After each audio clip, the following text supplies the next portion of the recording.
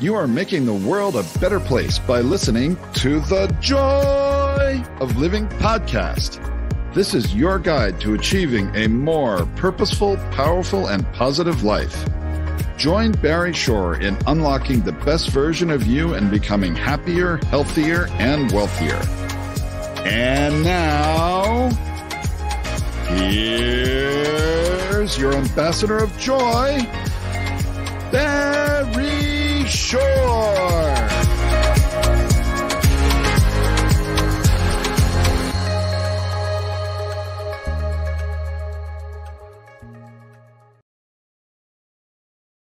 Good day, beautiful, bountiful, beloved, immortal beings, and good-looking people. Now remember, you're good-looking because you're always looking for and finding the good. And that's why you tuned in. You tuned in to this show, The Joy of Living, for one reason and one reason only. It's the best reason in the whole world, because you care the most, the entire world, about you. Y-O-U. And that's great, because when you become the best you make the world a better place. You can build more bridges of harmony, create more joy, happiness, peace, and love in the world.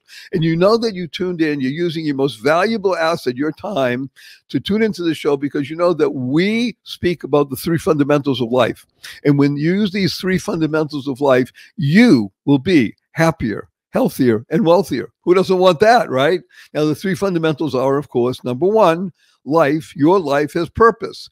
And when you lead a purpose-driven life, number two happens. Now, in this case, a good number two. You go MAD. Now, MAD is a wonderful acronym that stands for make a difference. You lead a purpose-driven life, you make a difference in the world. And the third fundamental is to uncover the power and the sequence of everyday words and terms. A simple example. There are about 375,000 people around the world listening over this amazing platform called the internet. Ask anybody, what does www stand for? Invariably has to do with the internet. Now, factually speaking, they're correct. But in our world, in the world of the positive, purposeful, powerful, and pleasant, www stands for what a wonderful world. And what is a word, right? W-H-A-T-A. Now, of course, a tip of the hat, a big thank you to Louis Armstrong, Satchmo, for enabling that song, What a Wonderful World, to go viral and touch not just millions or tens of millions, 100 millions, but billions of people around the planet. Whenever you hear the opening bars of What a Wonderful World, what do you do right away? You can't help it. You smile. Now, smile is one of the most important words you're going to integrate, utilize, and leverage in your life, because SMILE is an acronym that stands for Seeing Miracles in Life Every Day. Seeing miracles in life every day. Recently, I did a in-person event. We had 1,172 people there, lots of energy, lots of hugging, great transformational stuff. And I'm talking about SMILE and seeing miracles and the story of Barry Shore. And there's some people raising their hand and say, hey, Barry Shore, I've been up for hours. Have you seen any miracles? And I asked them, are you here? Can you hear? Can you stand still? I can't do that. Can you walk? I could barely do that. Do you have water to drink? Do you have family, friends? Do you have a place to eat? Do you have a place to sleep? Every single one of those is a miracle. And what's the proof? Simple as proof. 1 million people didn't get out of bed this morning. You know why? They died. By definition, if you're watching or listening, you didn't. Therefore, you have an obligation to live life to the full. And you're going to learn a lot about that today. The dynamic being called Dr. Mark Shrime is going to be speaking with us about why life and what you can do with it. It's so wonderful. Great guy. You're going to really love this. Now, before we bring on Mark, I just want to make mention the little story. It's about me. Imagine, if you can, standing up in the morning, hale and hearty, able to leap tall buildings in a single bound, and that evening being in the hospital, totally, completely paralyzed. Called being quadriplegic. Nothing in my body moved from my neck down. And it was not an automobile accident, not a spinal injury. It was a rare disease, which I never heard of the day before, took over my body and rendered me completely incapable of moving. I could only communicate by blinking my eyes. I was 144 days in the hospital. I was in a hospital bed in my own home for 2 years. I couldn't turn over by myself. 4 years in a wheelchair, braces on both my legs, my hips to my ankles. And that was progress. Thank God today I'm able to be vertical and ambulatory with the help of a 7-foot walking one. So I'm a triped, not a biped. I still can't walk up a stair by myself. I can't walk up a curb by myself. I have help 12 hours a day, 7 days a week. But you hear my voice. Positive, purposeful, powerful, and pleasant. It's all because of one word. Smile. Seeing miracles in life every day. I got to tell you a quick story. My 8-year-old niece comes over to me a few weeks ago. She says, Uncle Barry, can we spell smile? S-M-I-E-L. I thought about it. Smile sounds the same. Why not? I asked her how come. Because she said, because then it would stand for seeing miracles in everyday life. Out of the mouth of an 8-year-old. But what was she doing? She was creating the kind of world she wants to live in. Now, CREATE is a fabulous acronym that stands for causing rethinking, enabling all to excel. It's rethinking. It's what we call a shift in perspective. Now, I've been working with people for more than 4 decades. I can tell you 97.2% of all the people I start working with, they drop the F in shift and the other stuff happens. You're going to be effing careful with your Fs. You want to shift your perspective just slightly, and then things can change. And then you can internalize, utilize, and leverage the 6 most important words you'll ever learn. And these are choice, not chance, determines your destiny. Choice, not chance, determines your destiny. How you choose to respond in any given situation will help determine the path of your life and the trajectory. Now, before we bring on Mark, I'm going to warn him and our new listeners and thank you for always recommending to your family and friends to come and listen, because just a few months ago, we were at 350,000. Now we're at 375,000 people and growing. And I ask you all the time, just share with 5 people. That's it, just 5. Just share with 5 people and we'll have an audience over 1.5 million people listening and feeling and being able to make a difference in the world. Mad people, we call them. So I do use a lot of 4-letter words, and I even use the 4-letter FU word, and I do it because of the shock value, and it's fun. Now, of course, the 4-letter words that we use, our positive, purposeful, powerful, pleasant world that we live in are love, life, hope, free, gift, play, pray, swim, fun. That's the 4-letter FU word. FU, capital N, capital N. Now, some people raise their hand and say, hey, Barry Shore, fun's only spelled with 3 letters. Not in our world. The world of the positive, purposeful, powerful, and pleasant. Fun spelled with FU, capital N, capital N. So after the show, when you see your family and friends, you have a twinkle in your eye, a smile on your face, point your finger, say, FU, everybody. But remember to add right away, capital N, capital N. You'll get their attention. You say, what's that all about? So I listen to Barry Shore and the joy of living, and he wants to teach the world to F you. You'll get their attention, and then you can tell them what you learned in today's transformative interaction with one of the greatest human beings I've ever had the pleasure of speaking with. So just before we bring on Mark Shrime, I'm going to urge everybody to use the 2 most powerful words in the English language 3 times a day, consciously and conscientiously. We say these a lot, but I want you to use them 3 times a day, consciously and conscientiously, because then you will be happier, healthier, and wealthier. It will help you, your family, your friends, and all living beings. And these 2 words are thank you, thank you, thank you.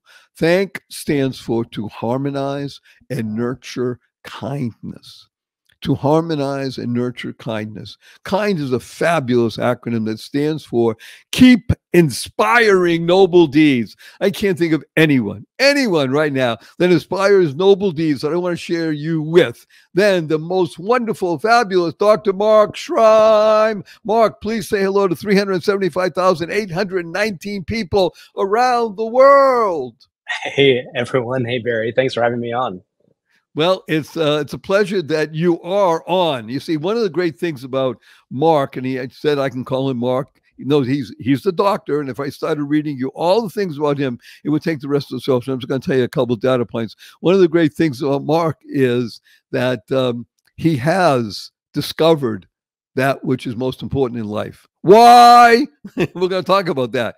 So let me just give you a few data points to set the stage, because everybody likes to know who he is, what his CV is, how can you tell us about these things? Well, he is an ordained doctor. Notice I said ordained. The deist complex in life, right? Yes, he's a doctor. He's a surgeon. He's a specialist surgeon. He dedicates his life to serving. He worked on places called mercy ships, which are anchored off the coast of West Africa. And he serves, instead of calling it underserved communities, we're talking about really hard-pressed countries that don't have the medical services of the United States of America. And even though today in the United States of America, we're under pressure. And again, we have an audience worldwide. So most of our audience lives outside the United States. So they know of what you speak about, Mark. So Mm. Mark has dedicated his life to serving. And in that process, he actually had to challenge himself to find something because he had every accolade that you could possibly have in the quotation marks of success. And then he had to find the question of why? Why life? And what he's done is he dedicated now his life through a great book, an amazing book, which I urge everybody to get and be aware of. And it's everything you want to know about Dr. Mark Shrime is going to be in my website, www.barryshaw.com, barryshaw.com. Just go there. Everything about Mark is there. So you don't have to write anything down. You don't have to remember anything. It's all there. His book, his accomplishments, because this is a man who is the point of the spear in terms of goodness. So without further ado, Mark, let's just jump right in and talk about what invigorates you, which is the ability or the discussion of reinvigorating young men, specifically young men, because I think they're the lever that's going to move the world. Because if men get reinvigorated, it will help women as well, as opposed to all people. Let's just reinvigorate young men in terms of motivation and relationship in their life. So the floor is yours. Well, yeah, thanks, Barry. I mean, I'll start with where you were starting, which is, I think, the key question for any of us in our lives, professionally and otherwise, is finding the why, is figuring out why we exist in sort of an existential way, but also sort of what are we going to make of our existence when we are here on Earth? What is the why for our day to day? Why for waking up in the morning? You're absolutely right to focus on young men. When we look at the numbers in the workforce, everyone's leaving the workforce. Let's be honest. Since the pandemic, people have been leaving their jobs in droves. And it is especially true right now that men, and especially young men, are leaving the workforce, and without any sort of intention to return. And I'm not saying that that there's any sort of normative, moral, good or bad to leaving the workforce, but I'm saying that feels like a lot of us are struggling with understanding what our why is for our day to day. And I think that's probably the most important question that anybody can answer. So again, Mark is dedicating his prodigious talents to beginning to understand what it is that makes people tick. And I'm going to throw out a couple of things. So why is a great 3-letter word. Joy is a great 3-letter word, and they both end in Y. So we use the acronym for joy, and I think you're going to really appreciate this. Joy stands for Journey of You. I like Isn't that great? That's what joy is, right? That's the ultimate joy. Journey of You. Why we have created 3 wonderful acronyms, and I'd like you just to use them as a jumping off point. And the first one is, who hurt you? In other words, when you begin to examine life, who hurt you? Next one is, who helped you? And the third one is, who heals you? So those are the ones that we use for why, because I wholeheartedly agree with you. One of the reasons I was really happy that we came together and you're on the podcast today. And I urge everybody, make sure you share this, because this is deep. This is wonderful. I mean, Mark has dedicated his life to this, to really being of service to people. So let's begin with a simple one of the first why that we use as the acronym. Who hurt you? Isn't it valuable to begin to explore that part of what happens in the human condition? I think it is. Actually, it's interesting you say that was the simple one of the 3. I think that's maybe the hardest one sometimes to examine, to tackle, to lift the hood on. So yeah, but I think it's absolutely important. We are all built by our history. The almost the random lottery that we drew at birth, who we were born to, where we were born, into what sort of privilege or lack of privilege that we were born into. So from that all the way through basically our formative years, there is hurt in them, and then in that there is guidance towards where you should be pointing yourself. So I want to ask you to talk about your background, let's say from birth, because Sure. And again, thank God we have a worldwide audience, because you were born in a particular place and time. Everybody has that. And yet your family had to flee. So let's just delve into it just a little bit. We don't have to take the rest of the show, but just a couple of minutes, because I want people to understand that the proverbial silver spoon wasn't yours. And Right. just give us a little background, if you would.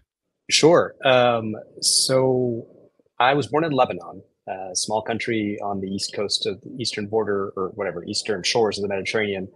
I was born in Lebanon in 1974.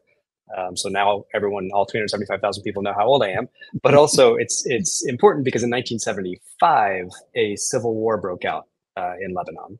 It was a war that would end up lasting 15 years into 1990. And there's been, even since then, there's been sort of continued flare-ups of violence in Lebanon. But 74, I was born. 75, the war started. And in 75, my sister was born. So my parents had two very young kids. We were a year, 13 months apart. Two very young kids, and a war starting. My father had been in the U.S., had done his graduate studies in the U.S., and had started working in the U.S. before moving back to Lebanon. And when this all started, he basically, and I can get into some of the details of why they decided it was time to flee. But it was time to flee. And so they had to sort of make a decision of where they were going to go. And at this point, there weren't a lot of places that he had connections and that would accept a Lebanese family. So we ended up in Dallas, Texas. And so from Beirut, Lebanon, I grew up in Dallas. Well, then, and if those of you who are not able to be watching right now, Mark, the reason he mentions Dallas, because he is wearing a large 10-gallon hat. And this is not true. Right. And you can hear his Texas drawl, so it's kind of obvious. But yeah, so I wanted to point it out because even as a young child, to be uprooted from one place to another, just moving, and even in the same city, is obviously disruptive for people, and people go through divorces, all kinds of stuff. But to be an immigrant family, now the good news is that you were in Dallas, and your parents are both highly educated and such, and nurtured you, and you grew up in a very nice place and were able to utilize that which you have. You have great talents, and you went to medical school. You were able, first of all, you did well. You were able to get into medical school and became not just a doctor, but a surgeon, the real deus complex. You have the highest level and winning awards and such. And yet with all of this, there was something gnawing at you, which is why? Yeah. So let's talk about your joy, the journey of you. Let's continue. Yes. So I did high school, went to college, and I went to college really wanting to study linguistics or philosophy, or let's be honest, I wanted to be a rock star, because what teenage boy doesn't want to be a rock star? But I am the firstborn son of immigrants, and as any firstborn sons of immigrants know, we have three options: doctor, lawyer, or failure. So I chose the doctor route. That's not fully true. Like my dad was very interested. My dad was, engineering, all those sorts of things, all of those, what he honestly would call real professions, is the only thing that I was allowed into. So, and he was very explicit about that. So I went to medical school, really, to be completely frank, out of a sense of filial duty, and I hated it. I just hated medical school. Wait a minute. This is so revealing. This is wonderful. Wait a minute. We're on the edge. So this is actually a wonderful place. We didn't rehearse this. This is wonderful. We're going to have a commercial break right now. Though we have sponsors that love us, and I urge you, we vet people who sponsor. So I urge you to consider using their services. We'll be right back after this message from a person who went to medical school and hated it, and now is searching for his why. We'll be right back after this brief message with wonderful Dr. Mark Shrime. Don't go away. What if you could shop at your favorite local stores, swipe your current credit card, and get extra cashback rewards? And what if you could also have donations sent to your favorite cause at no extra cost to you? What if this amazing program was absolutely free and very simple to set up? Well, What If is here. Welcome to Einstein Cares, where your everyday shopping gives you and your favorite cause extra money. It's fast, it's easy, and effortless.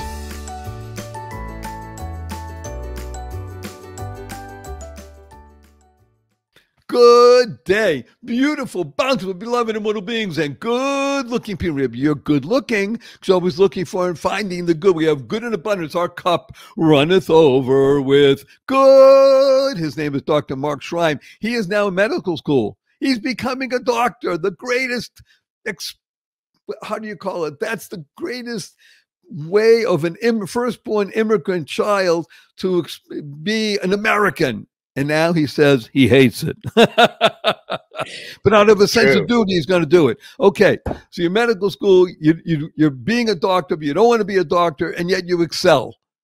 Now yeah, what? no, I absolutely hated it. I tried to quit a number of times. I did quit, or I didn't quit, but I did take a year off in medical school and basically moved to Singapore. So about 10,000 miles away, as far away as I could get from medical school, for a year, and was a teacher. Loved doing that. But then, as you'll hear throughout my story, I am not the world's bravest individual.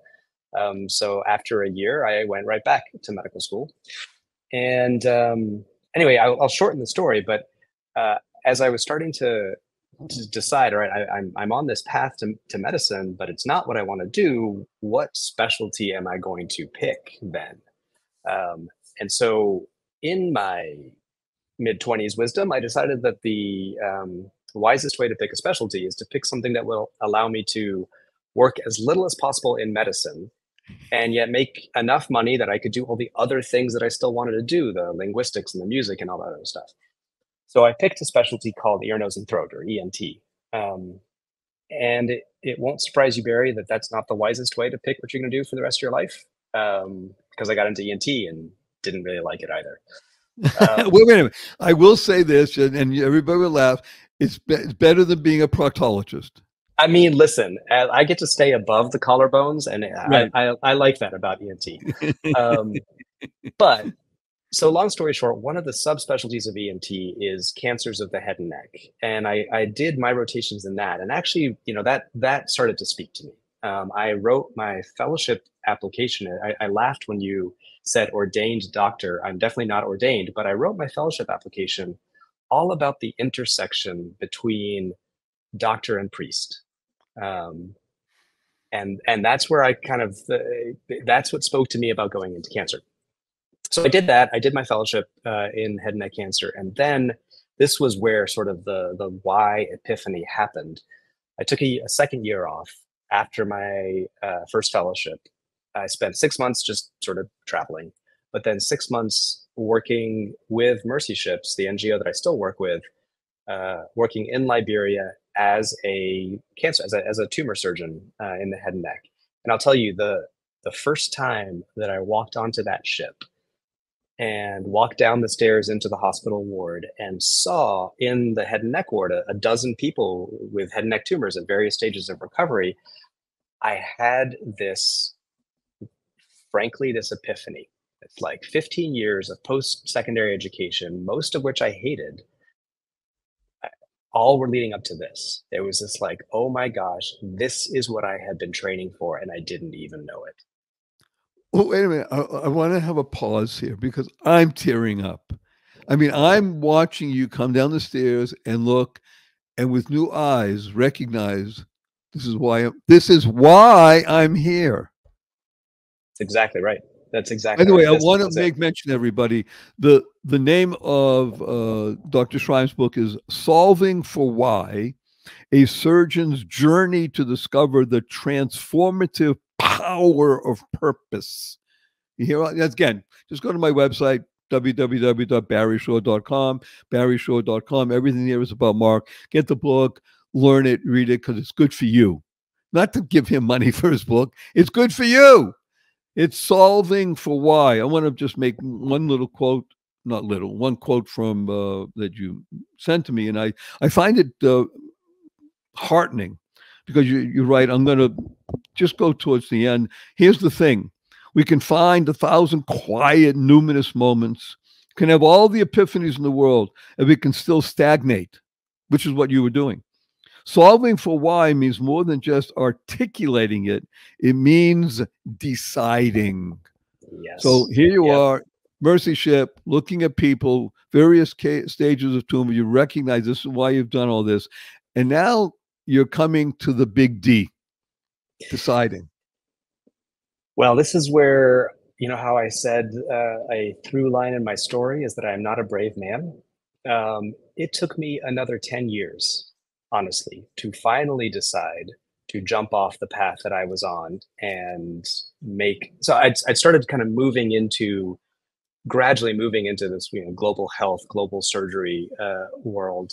But it took until 2018 before I closed my US practice and said, okay, like I'm all in. I'm both feet in. So yeah, that decision. That's why I actually wrote that line, is because in many ways I wish it hadn't taken me that long.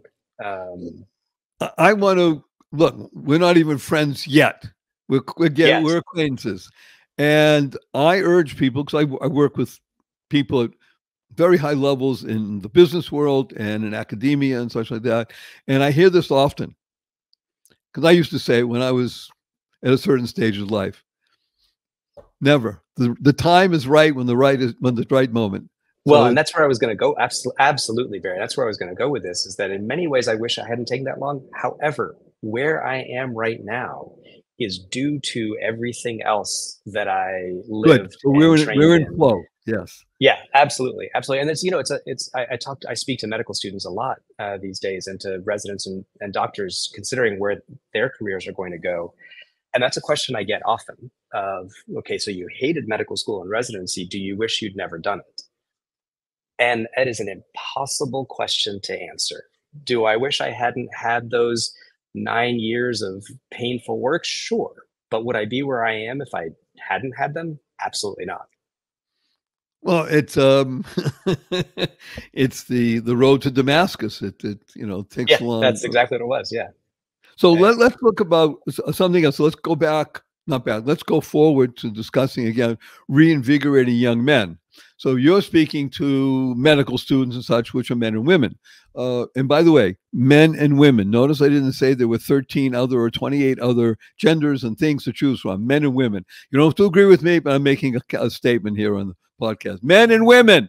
So you want to reinvigorate young men. What do you see as the struggle? What is it about young men today that you find that they're not invigorated? Well, it's a really good, and it's a very broad question. First of all, I'll start with the obvious, which is that there's no single answer for a huge group of people, quite obviously.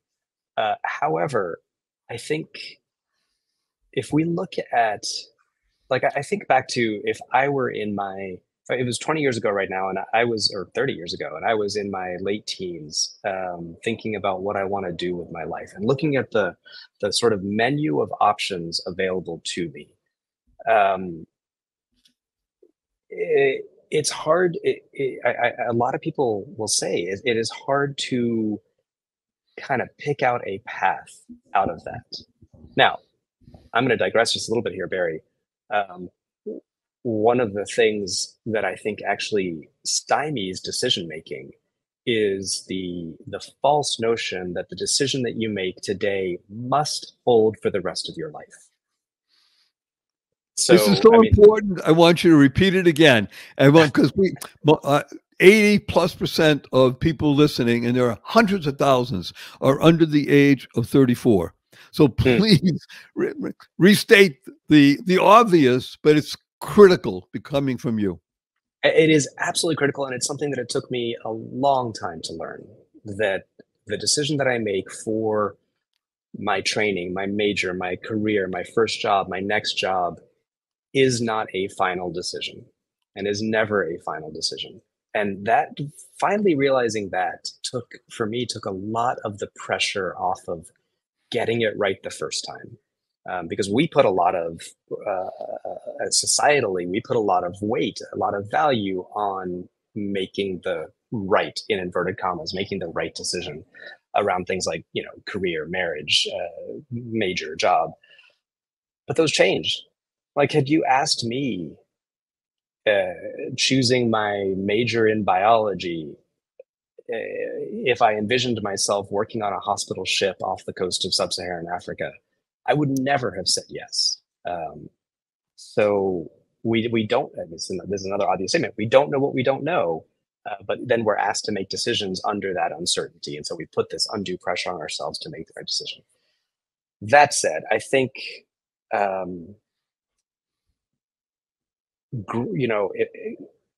growing up in making decisions right now, especially as a young person, as a young man, trying to think of what do I want to do, you're faced with the role models that you're faced with are not necessary. I'm just going to say they're not necessarily the most ideal role models that you're faced with in the public discourse, because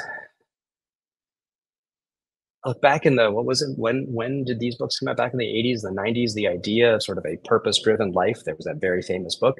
Right. That was in the ethos. That was in the zeitgeist. It is less so now. We don't talk about that nearly as much. We preference jobs that lead to success, again, in air quotes, success as defined by our society.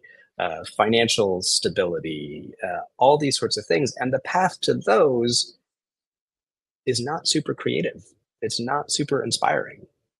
And we will talk about it, but we rarely actually reward people making decisions to undertake careers that will lead them to joy, lead them to their why, if it doesn't also give them those other things. So this is really, we're going deep here today, Mark. I mean, this is wonderful. I want to mention another quote from you, because I found it very touching, and I want to go back to the why word. And again, you're dealing everything with why. You just mentioned words that touch me, and about following the answer to your question of for self, and finding, as you said, unlikely places on the road to fulfillment, purpose, and joy.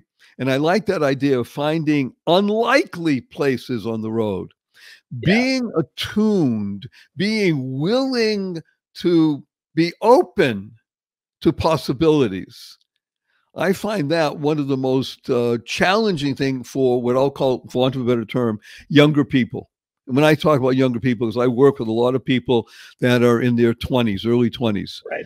And these are young, creative, smart people. And I must tell you, at the moment, oftentimes they are less open to possibilities than I thought they would be. Yeah. Yep. And I was surprised. So do you find that as well? 100%. I think there are. So we started our conversation, you and I, kind of at the end, that solving for why is more than just solving for why. It is finally making a decision about the why. In the conversations that I have with folks, there are two other steps before that. The first step, and I say this really like I dug into this so much into the book that the editor at one point is like, just shut up about this. But I am so passionate about this that we need to radically transform our relationship to failing. in such a way that it's more than just, okay, just sort of, we tolerate failure. We acknowledge that the road to success is paved with failure, all those sorts, meditate your way through failure. We actually need to actively woo failure. We need to actively court failure. And so because there is no way, I mean, there's no life that doesn't face failure. So let's just stop the charade that it doesn't exist. There's also no way to construct a life of your own purpose and your own meaning and get it right every time. So I really, really encourage people. I say this. I don't care what it is. Pick one thing this week that you don't know how to do, and do it. And I don't care if it's... Okay, everybody, you've been listening. I think that we just found another gem. We have several of them. That's another one. Pick something that you're really not that you think you're not that capable of, and do it. Do it. There's a lot of people today don't even know what the Bible is, but I'm going to quote this. One of the books in the Bible is called Proverbs, and if you haven't read it, it's worth it to read, whatever language you know. And in Proverbs is the famous line that the Japanese have adopted over the centuries, which is, a righteous person falls 7 times and gets up. Gets up. Yep. In other words, I was taught by a remarkable man, my father. It took me decades to internalize some of what he taught me, but he would tell me when I was younger, you cannot fail. Hear me? You cannot fail, because even if you do, just get up. That's what that was his thing. No matter what you do. So, okay, well, won't work the way you want. You can't fail. Just keep getting up. Failure is not getting up. So that's exactly right. Yep. I love this. Then, by the way, integral to what we're talking about is one of the things we discuss on the show is the joy of living, that this is not about information, because plenty of information on the web. It's not even about inspiration, because you know what inspiration is. You get today, and 6 hours later, now what? This is about the T word, which you use often in our discussion and in the book, transformation. That's the T word. We are transformative beings, which means we're continuously growing. We're like flowers, not cut off. We're growing. And I just love what you said.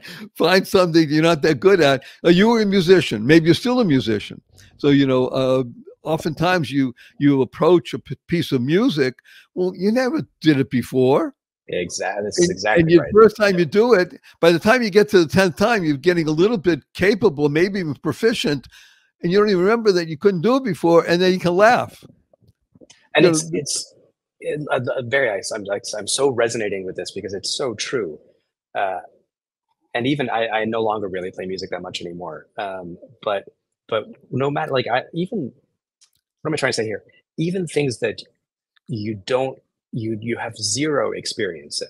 So you've never done a crossword in your life. Do a crossword. You've never gone running do something that you know nothing about, because, and this is a cliche statement, but it is so true. You cannot become an expert without first being a beginner. This is so invigorating for me. I'm a young man and I'm invigorated. Thank you. And again, we're speaking about young men particularly because, in my humble opinion, which these days is less humble than before, young men are under attack everywhere in the world. Mostly in the United States, by the way, and let's say Western Europe, but mostly in the United States, for masculinity is being under attack. And what I think one of the greatest aspects of masculinity is the ability to go out and do things that you don't think you can do, like what you've been articulating. I think that's true. I think that's an aspect of being a man. Going out and doing things you didn't think you could do. Yeah. Hello. Yeah. And try. And you will be terrible at it. Your first crossword will take you 2 hours and lots of Googling. And you will be, and that's just, and it's that feeling of, so you can view, and I've had to struggle with this in my life. You can view failure as, oh my gosh, I'm terrible at this. And then stop there. Or you can view failure as, oh my gosh, I'm terrible at this now. Yes. Oh, we love Dr. Mark Shrime. Okay, I'm going to go to we only have a little bit before we go to our next commercial break. Let's plant the seed. So as we said, we have 3 acronyms for why. Who hurt you? Who helped you? Who healed you? Who healed you? Let's say 30 seconds, 50 seconds. Let's begin the process. Who healed you, Mark? Gosh, that is a really good question. And while there are individuals that I can point to, I also think who healed me was, this is so cliche, Barry, but it is the patients that I have gotten to work with and hearing their stories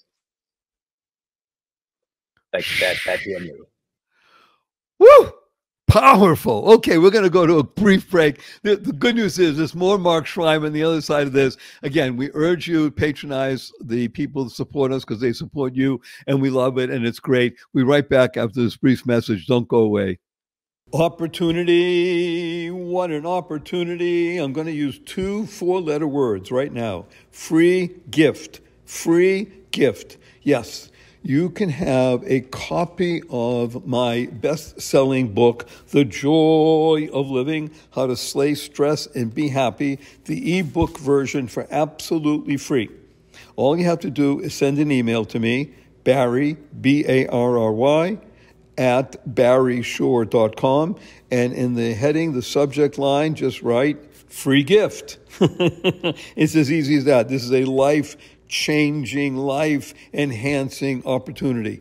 Barry at barryshore.com. You'll be glad you did. Thank you, thank you, thank you. Free gift. Do it now. Take the action. Make it happen right now. Best wishes. Bye. Good day, beautiful, bountiful, beloved, immortal beings, and good-looking people. Maybe you're good-looking, so always looking for and finding the good. That's the essence of life. You want to be a good-looking person? Look for and find the good. We found good in abundance. His name is Dr. Mark Shrime, and he's engaging us and urging us to solve for our why. You know, the J-O-Y, journey of you. And now we're dealing with the W-H-Y, the why. Why are you here? What is it that you do? What motivates, what stimulates you to be able to get out of the bed in the morning and to serve? Because that's the essence of life from my perspective. Actually, I'm going to ask Mark. Mark, is service the key to success in finding why? Yeah, yes. I'm going to say yes, and you heard the little hesitation before because it's going to be different for everybody, for sure. But this is in my book. Our lives are self-centered, and the only way to get out of that irascibly self-centered existence is to turn our lives to the other. It's to turn our lives to service. That is the only way we're going to get out of our own loops of what does this mean for me? What does this mean for whatever, my success? I honestly think, and it's so hard to say this because I don't think there's a formula for everybody, but my gosh, if there's a formula for 90% of the people, it is service. It really is turning your life in service of others. So why does one need, let's use the word need, to solve for why in a career, even if it, let's say, okay, leads away from, in quotation marks, success? Why do you need to do that? Well, I'll turn that question back around. What's the cost of not? What's the cost of not doing that? So there's a greater cost of not doing it. Yeah, I think. Look, if you're like I was, if you're on a career path or you're whatever, a life path, whatever you're thinking about, career, relationships, whatever, where you do not feel aligned, you as a person do not feel aligned with the path that you are on, we have a tendency, we are indoctrinated into the idea that the path takes precedence, that you must fit yourself to the path that you are on. And that is a very slow death. Why is it important to solve for why? Because we've got to invert that hierarchy. We've got to put our purpose over our path and fit our path to our purpose, as opposed to the other way around. Otherwise it's painful. I mean, I've lived it. Otherwise it's painful. So you're, I'm just using your words, doing the inverse, which is path over purpose, leads to, you said, slow death. Purpose over path leads to life. And life in our world is a great acronym. It stands for living inspirationally for eternity. Oh, well, there you go. Yeah. That's what life is really about. Some people think, well, I'm only here for this period of time. Yes and no. In other words, you, Dr. Mark Shrime, operating on a person on the Mercy ship, or going into Sierra Leone and operating on someone with tumor and saving them, you've helped them with life. But you didn't just help them. You helped the person, their immediate family, their extended family, their country, and they remember you for all time. You've touched eternity. Well, you've missed one person that I've helped there too, Barry. You've missed me. Oh, I was hoping you'd say that. My mentor, a gentleman who's become a very dear friend to me on the Mercy ship, he's been a surgeon on the ship for 37 years, 8 years, I've lost count. Early on in my working with Mercy ships, he said that nobody's truly altruistic. Whatever we do, we get something out of it. Now, for most of us, it is a salary, but we get something out of what we do. And I got what he was saying, sure, but I don't think I realized how deep that sentence was until I've been doing this for 15, 16 years now, that I have been transformed and hope to continue to be transformed by the stories of the patients that I talk to, the patients that I get to treat. It has just putting myself in the, wow, I've got 3 thoughts in my head. Putting myself in the position of being able to sit next to them right before, the night before the surgery, and to say, hey, listen, tell me your story. Like, what got you here? Everyone talks, and I've spent the last day talking to you about your tumor, but tell me your story. Tell me what got you here. That is transformative. And one of the reasons that I think a life of service is so powerful is because it changes us fundamentally. It changes the way we view the entire world. It changes the way we view the way our world is structured. All of these things that we were talking about, that that young men are facing, a structure in the world that is not in their favor. It sets us apart, sort of takes us outside of ourselves and lets us see that structure for what it is. 2 points or 2 questions. Yeah. What is the name of this wonderful man, your mentor, who gave you that insight? Shared with you that insight. His name is Dr. Gary Parker. Gary Parker. Yes. A lot of what I've learned has come from him, both surgically. I had some amazing surgical mentors, and he's one of them, but also just kind of his approach to life and decisions.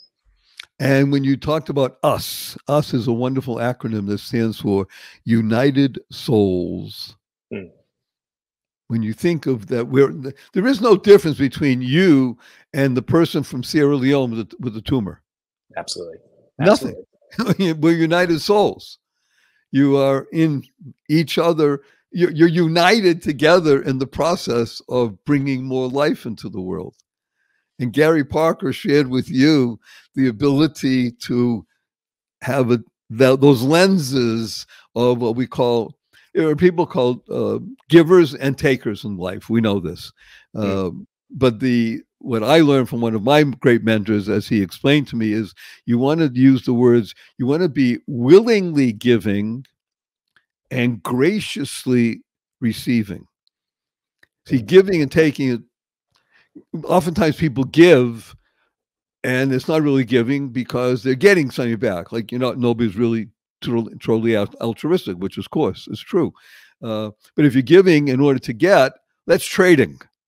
When you get to the level of willingly giving, right, and graciously receiving, then you're in flow. Then you're in Parkerville. That's what I'll call it. I like it. I like it. Or in this case, I'm calling it Shrime Land. How do you like that? Because I like I Parkerville can better. tell you, I love you. I mean, this is so uplifting. It's just truly up. Of course, is unlimited possibilities. Just before I was going to say, before you go on though, I want to say one thing. I love this concept of us as united souls, and on some level, no difference between the soul that's in that I am and the soul that my patient is or that you are. There is a difference, however, in our lived experience. And I mentioned this at the very beginning. I drew a very good lot in the birth lottery, and others have drawn better lots than I have, and others have drawn worse lots than I have. And the patients, and I see this all the time. There is no difference, so little difference between me and my patients when I sit down and talk to them. They think about the same things. They worry about the same things. The difference is they had the bad luck of being born to a healthcare system that is vulnerable, and as a result, their tumors, are bigger. Their diseases take longer to diagnose. All that sort of stuff, and that is when you start seeing life as your life as a service to others. You also start seeing that broad effect that the choices that we historically and even day to day make affect others very deeply. So we don't, because of time, we don't have the ability to. I was going to ask you about what you see now happening in modern medicine, because I think we're on a path that nobody envisioned 50 years ago. It looked like our path in the United States of America was really continuing forward up, and everything's going to be wondrous and amazing because this is the United States of America. And it seems that we're tripping up and falling down, and medicine, the delivery of it, and the ability to share it on a great grand scale is not what I thought about for medicine. But we don't have time right now, so that's a shame, because that's a whole conversation. Well, you want to do 2 minutes? You have 2 minutes on it. I have 2 minutes on it. Sure. I will just tell you right now that it's not why I went to medicine either.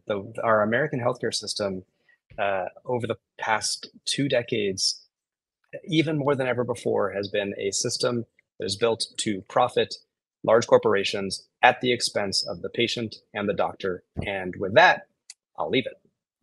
Wow, that was 38 seconds. All right. Okay. And by the way, so the concomitant of that is that the result of that medicine is full-fledged, geared only to one profit center and not for the benefit of doctors, patients, outcomes, et cetera, leads to a degradation in the delivery of medicine in the world, and especially in 21st century America, which is the tip of the spear for the world, in my humble opinion. What happens here affects the rest of the world. It does. It leads to a degradation in the delivery. It leads to a degradation it leads to people leaving. Because we don't want to be part of that same system. Yes, and the best and the brightest are not being attracted in, and it's right. Okay. These are. I mean, I'm laughing in a heartfelt way. We're at a particular time in our discussion today where I'm going to ask you 3 questions. Are you ready? I don't know if I am, but let's do it. Okay. First question: will you come back again? Absolutely. Oh, thank you. Number 2, you have only 80 seconds to answer this question, Dr. Mark Shrime. What is your most fervent desire?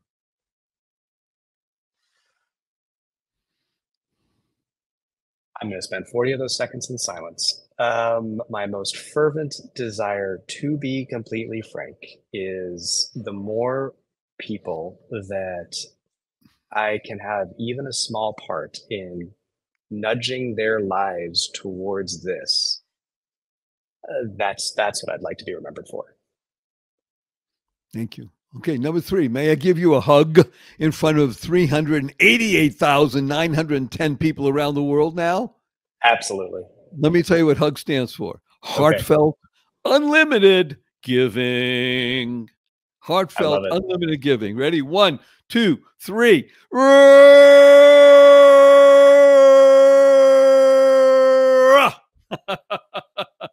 And of course, this is the Joy of Living podcast with your humble host, Barry Shore, and our amazing, wonderful guest, Dr. Mark Shrime. And you tuned in because you care the most in the entire world about you. This is not just about Mark, great guy that he is, or Barry, fabulous fellow. This is about you. You becoming the best you possible, transformed you into the best you possible. And you know, we work with the 3 fundamentals of life. 3 fundamentals are, number 1, life. Your life has purpose. And when you lead a purpose-driven life, you go mad. Now, MAD is a wonderful acronym that stands for make a difference. You lead a purpose-driven life, you make a difference in the world. And the third is to uncover the power and the secrets of everyday words and terms like WWW. What a wonderful world. Smile, seeing miracles in life every day. And create the kind of world you want to live in, causing rethinking, as Mark has been sharing with us, causing rethinking, enabling all to excel. And of course, we urge everybody to use 4-letter words. Remember, the 4-letter words that you live in the positive, purposeful, powerful, and pleasant world are love, life, hope, free, give, play, swim, and tell the world to F you. Capital N, capital N. Do that after the show. Point your finger, smile in your face, twinkle in your eye, and tell people to F you. Add capital N, capital N. When they say, where'd you get this? I listen to Barry Shore and the Joy of Living. He wants to teach the world to F you. And remember to use the 2 most powerful words in the English language 3 times a day, consciously and conscientiously from now and the rest of your life. It will make you happier, healthier, and wealthier in every aspect of life. You will uncover your why. And you'll be loving and you'll tell everybody about the show. Remember, recommend it to 5 people and give us a high rating on the podcast you listen to. And a blessing from Mark and Barry. Go forth, live exuberantly, spread the seeds of joy, happiness, peace, and love. Go mad. Go make a difference. Mark, don't go away. Thank you for listening to this episode of the Joy of Living podcast. Now that's another step towards your healthier, happier, and wealthier life. Never hesitate to do good in the world, no matter what the situation. Join us for another upbeat discussion next time at barryshore.com.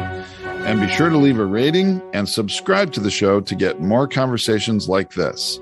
And remember to share it with your family and friends too. See you on the next episode.